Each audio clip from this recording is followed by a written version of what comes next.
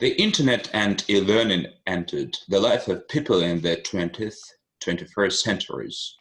It took us less than 10 years to face the fact of its spreading all over the world, including the developing countries. It has become not only the hugest information resource in the world, but one of the most rapid means of communication. People from different countries have had an opportunity to communicate with each other in quite a short time, in comparison with a snail mail or even a mail and email gets over distance and time bodies of states with a fascinating speed. As people get closer to each other, now they have got a chance to get to know each other better, to become aware of what is common among nations and units of them and what is different. Today we are going to speak about e-learning methods, problems, solutions, and answer the questions. What is digital learning and its importance? How can technology help students? How has digital learning changed schools, colleges, universities, and education? What is educational technology? I would like to invite you to an interview that I'm confident will interest you. Paul Finnerty is from Manchester, England, and currently working in St Petersburg, Russia, as an English teacher and teacher trainer. Paul has also worked in summer schools in England as center manager and passed quality control accreditation inspections by the British Council. He is a massive sports and fitness fanatic, but also tries to find time for reading, cooking, traveling, and spending time with friends. Hello, Paul. I'm glad to see you. Yeah. Nice to meet you. Nice to see you, Alex. Okay, good. Oksana Maletina, candidate of Philological Science, assistant professor of the Department of Germanic and Romanic Philology, Volgograd State University. She likes reading detective stories, writing scientific articles, watching thrillers. Oksana likes to learn something new every day. Hello, Oksana. Hello, everyone. I'm glad to see you too. Okay, Paul, and what is digital learning and its importance? How can technology help students and teachers? And of course, for you, please. Answer my question. As we've seen in 2020 with the situation with the virus, I think that digital learning has become even more important. I think it was something that was growing, but people never really embraced it. And now they've seen the true value of digital learning. And I think that now both teachers, students, institutions can actually see that it brings benefits. And in some ways, it can be more beneficial than face-to-face learning if you use it correctly. So I think it's something that's definitely been embraced. And I think it's been a long time coming. It took a nudge from, the world to make us do that. That's great. Good. Oksana? Okay, so I have a question. So how long have you been teaching English for specific purposes? That's a question for me, right? So thanks. Okay. And by the way, Oksana, I also like detective fiction as well. It's one of my favorites. But anyway, to answer your question, I've been teaching English itself for 10 years. And if we're talking about English for specific purposes, in terms of academic purposes, it's been for the last 4 years. I did that at universities in England on pre-sessional courses. But even before that, I've been involved with teaching English to, legal professionals, engineering, people working in finance and things like that. So I've always found that it's good when you've got a specific objective and target. And I find that with these types of professionals and this type of English for specific purposes, you really have a target in mind, and that helps a lot, I think. Several social contexts are not ready to adapt to e-learning. Probably in many cases, online learning has been applied instead of e-learning. But how and by what? Paul, can you answer my questions, please? Do you agree or disagree with this position? You're telling me that online learning has replaced classic face-to-face learning. Is that what you mean? Okay, maybe so. These conflicts mean irreparable damages to education systems. As the first solution, it can be controlling the changing speed. Yes. Yeah, I'd say for sure, like in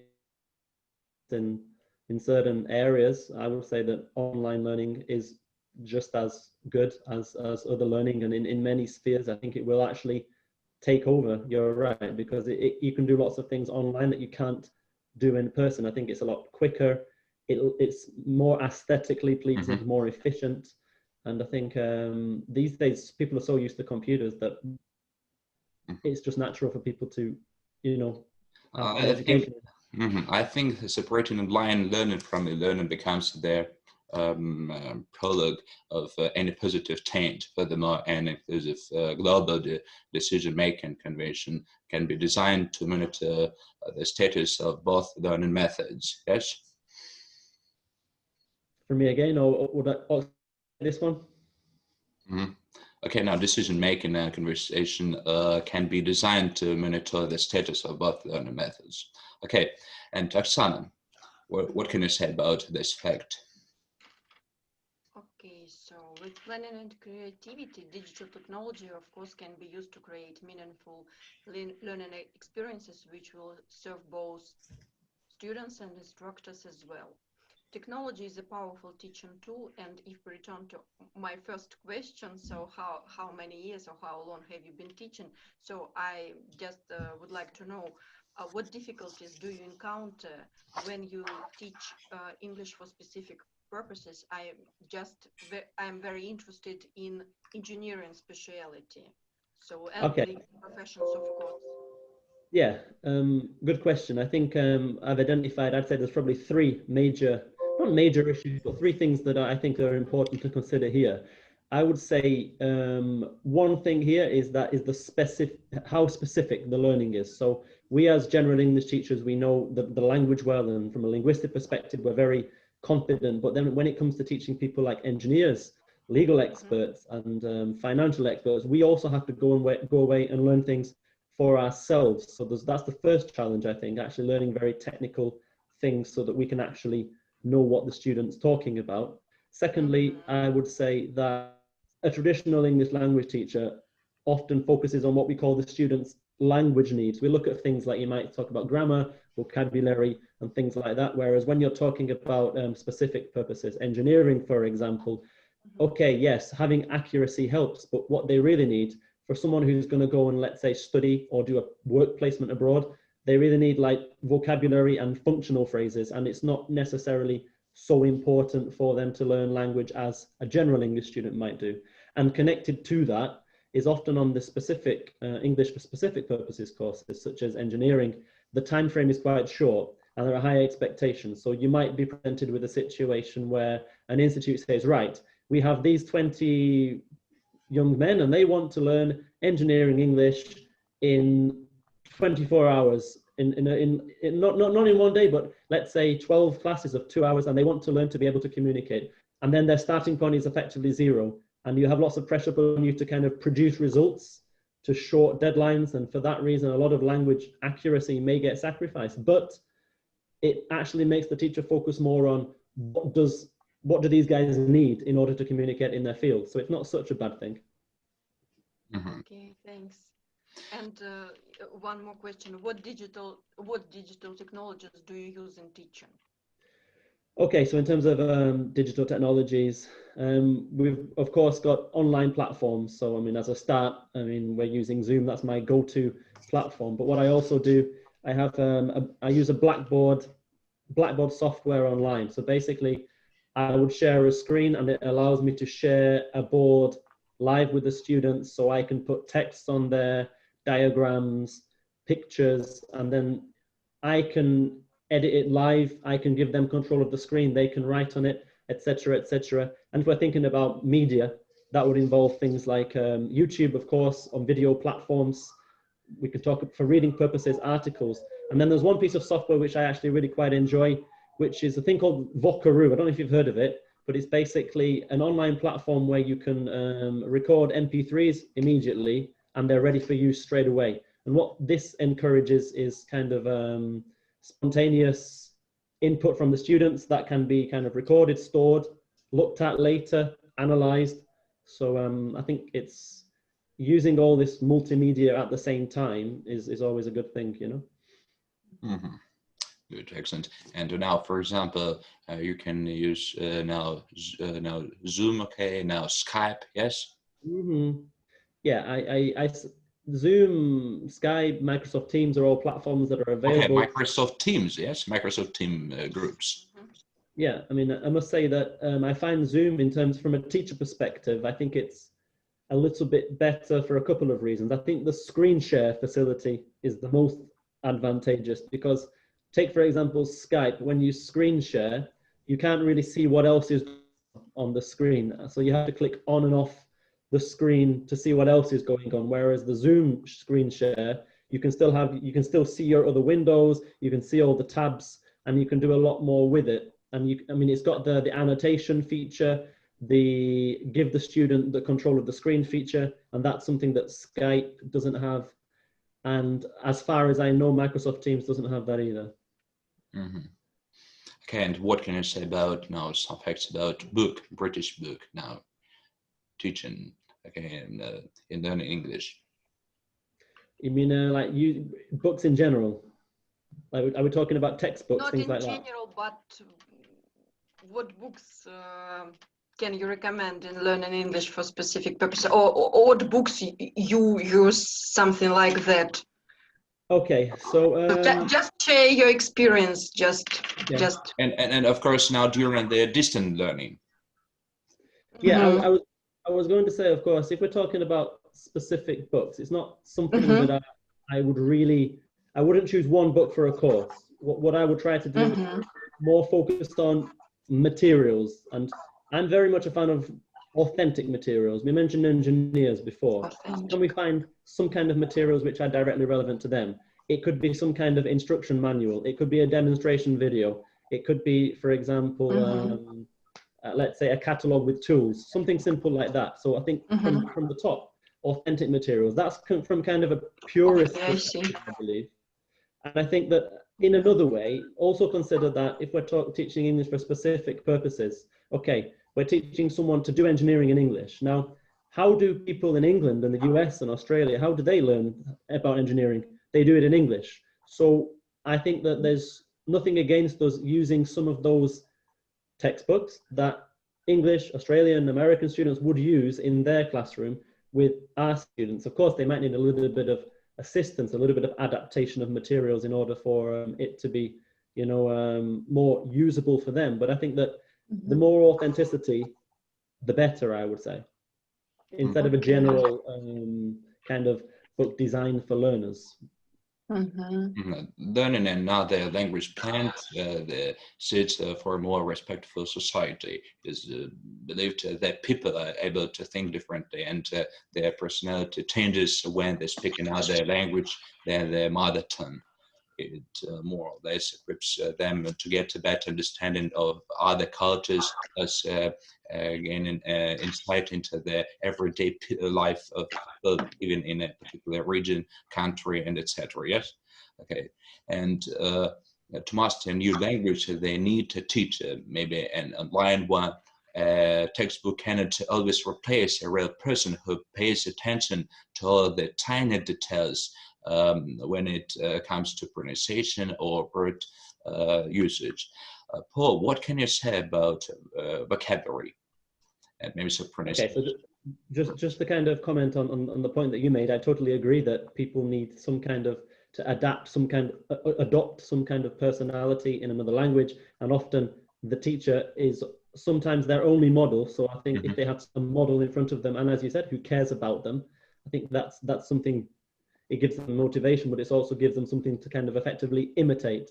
But you talked about vocabulary. So the question is, in terms of how would we teach vocabulary in an online environment, in such an environment? So again, I think continuing from what I said before, I think we want to design things for the student. And as you said, the textbook is not a person. A textbook can't be adapted. Well, a textbook can be adapted, but it can't adapt itself.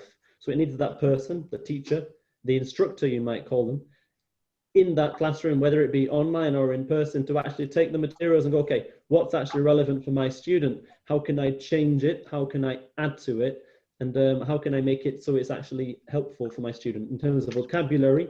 Again, it depends on what the student needs, and part of what the teacher needs to identify before the class and always during all of the classes is, okay, what student do I want to give my, what vocabulary do I want to give my students? During the class, you're always analyzing what vocabulary are they lacking and what can I now give them? And then after the class, you're then thinking, okay, so you look back at the class and reflect and say, okay, what were they missing in terms of vocabulary, and how can I fix my next classes to cater to those gaps in their vocabulary, basically. So again, everything is student-centered, I would say. That's right. Okay. Thanks, Oksana. Okay. Okay, so what ways help you to teach effectively?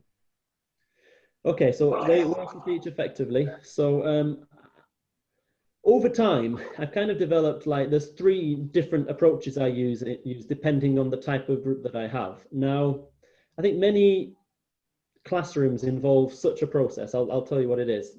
A lot of the time, the teacher comes, they explain something, they spend a lot of time talking to the students, saying how to do this, how to do that. The students do an activity, and then there's a little bit of time at the end of the class where the students can try and put that into practice.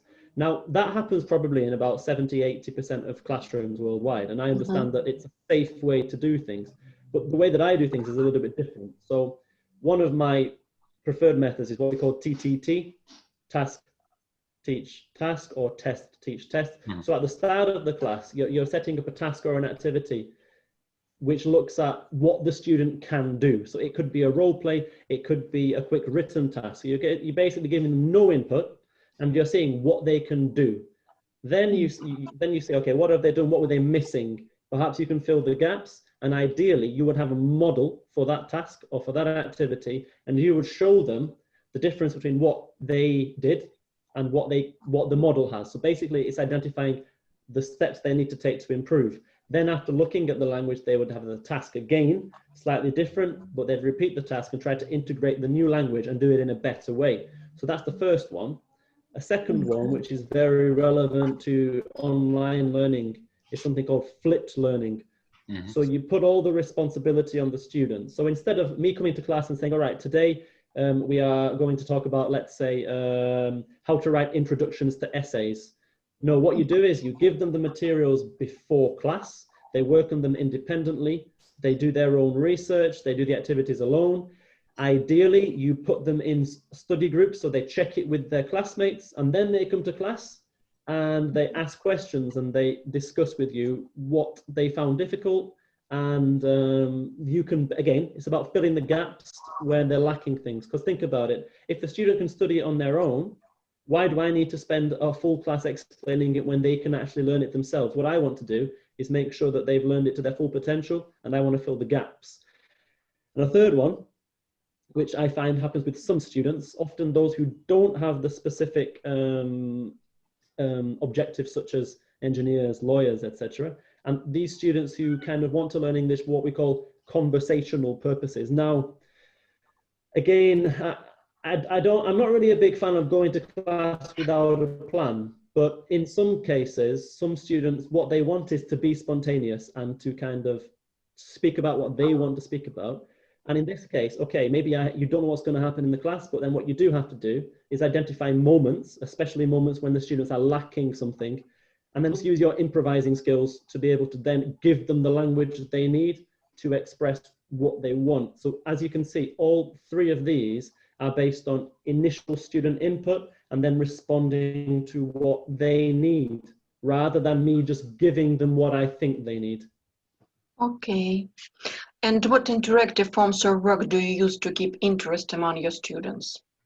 Okay, so I think we mentioned it slightly before in terms of but just accentuate. Yeah, that we can use. I would say for a start, again, authentic materials. So we've got videos, and people say, well, the videos, they're really difficult, they're not edited, they're not filtered. And I think, well, a video is a video, it's real. And what you have to do as a teacher is find a way to make that accessible for the students. Higher levels, obviously, they can understand it a bit better. Lower levels, you're going to have to pick out what they can deal with. And of course, that's going to give them confidence too. In the same way, articles generate interest. if we're talking about English for specific purposes and they have to do a lot of writing, well, there you go. You've got some models for writing as well. Another thing about interaction, it's not only one way. So you don't only find materials and give it to the students. So one thing that I found is quite beneficial is to let the students create materials. So what they do, as I mentioned before, they can create audios, they can create their own videos, create their own presentations. And so giving them a little bit of responsibility for creation and not just absorbing information, I think that helps give them more of a balance and makes it more like real life production. We don't spend all our life listening, we also speak, right? So it's about interaction. Mm-hmm. Okay. Oh, now, listen to me, it's a very interesting fact.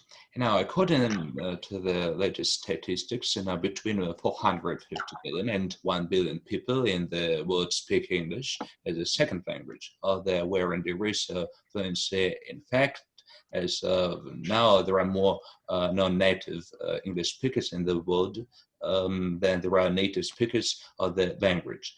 And Paul, what is your professional secret how to direct students' attention on the most difficult aspects in learning English? So I think the key to everything is always context and making something real. So just take, for example, when in real life does somebody look at a list of words and match them? Okay, never. Maybe kids when they do puzzles, but it's not a real activity. And I think when students are doing something real, where they feel as if, okay, this is something that I might really be able to do in my future English speaking life. I mean, the obvious one, we've got role plays, dialogues, but not only that, it can be things which are non-verbal, like for example, writing a report. But if you're going to write a report, let's generate a real context, get the students involved, and then make them feel like it's something real world.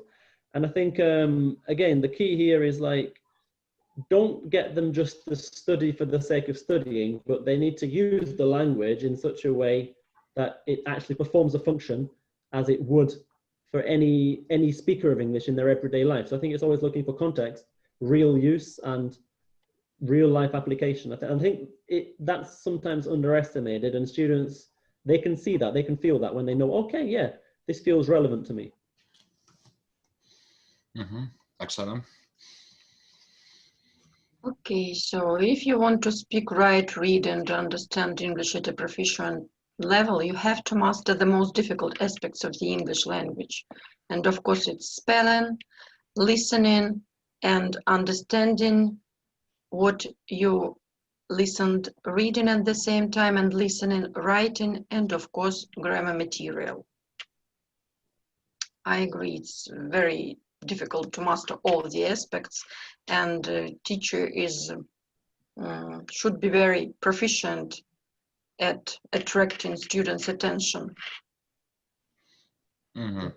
Okay, now, and digital technology is transforming, okay, the modern education sector. In the last 10 years, students in universities and colleges have gone from handing in paper essays to uploading them to e-learning platforms.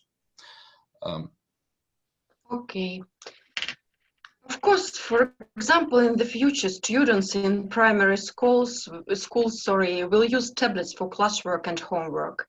And now we can see that pupils are designing objects using CAD and printing them with 3D printers.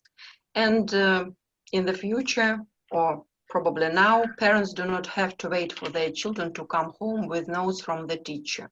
So probably it's partly in the future and partly the reality.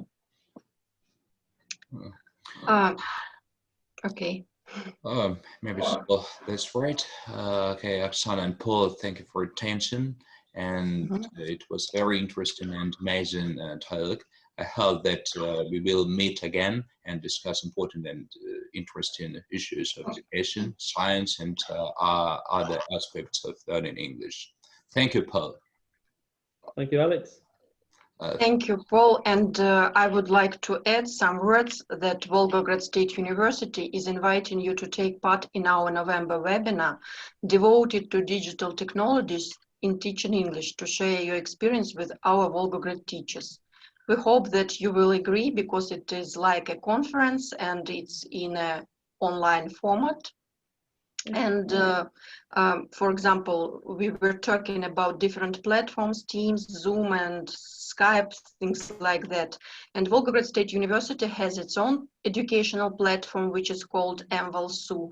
And we have the opportunities just to place our task there, and of course, MP3 audio and videos, and it's very easy to work and to get the feedback from our students. And probably it will be interesting for you just to know something new about our work. And I think that your information is very interesting. And as for me, I'm very interested in English for specific purposes, because I teach students from information technology departments and engineering. And but we of course do not use catalogs, because they are too young to just to read such instructions. But it is just I'm going to use your advice to use some, for example, catalogs with instructions, tools, and things like that, just for their own work at home. It will be just helpful for them, and it was a very helpful experience for me. Thank you for your... Okay, now thank you. Well, what can you say about now this information? No, I say, of course, yeah. I'm happy that you can take some of the ideas and apply them to some of your students and classes, of course. And regards your own platform and your future webinar, sure, I look forward to hearing more information about it. You mean, okay, as you said, it's good to learn something new every day, isn't it? It will be in November. Okay, thank you. Thank you for your attention. See you later. Goodbye. Thank you. Okay. See you. Bye-bye. Goodbye. Goodbye. Goodbye. Thank you. Thank you.